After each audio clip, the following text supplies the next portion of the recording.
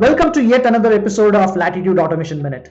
In this episode, I will talk about the ever-changing world of banking and why agility and scale matter. And more importantly, what are the characteristics of creating a digital operating model that will help banks be more agile and help them scale when the situation demands. Stay tuned.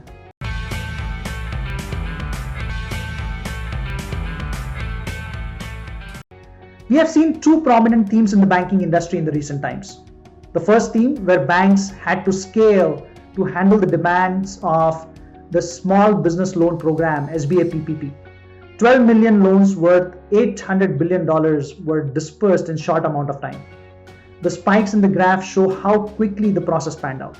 Whereas theme number two is where we are now dealing with revenue recession.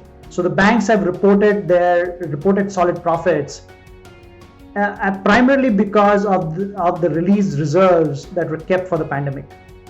Whereas if you look at the revenue, overall revenue outlooks have been cautious and core profitability will likely remain pressured according to Fitch ratings.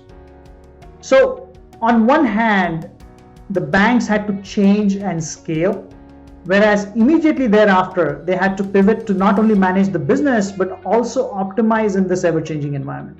So what is that digital operating model that will help banks survive these scenarios? And what characteristics they should have? So let me talk about the 6 characteristics that this digital operating model should have. Characteristics 1 is where the digital operating model should be able to support anything, anytime, anywhere in the world. The second is it has to be super optimal efficient, because every bank, every company now is fighting for resources. So there is no scope for wasting any time or resources. So it has to be super efficient. It should be able to dynamically scale and be agile. It should consume everything as a service and offer everything as a service if you really want to make a dynamic and agile digital operating model.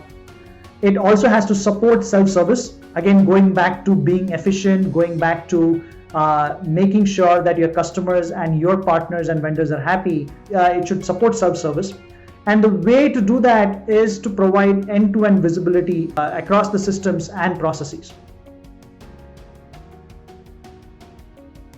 I will be talking about what constitutes this digital operating model and delve deeper into these 6 characteristics.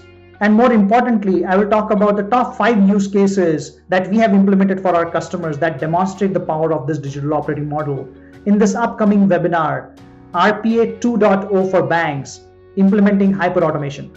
Please register using the link below.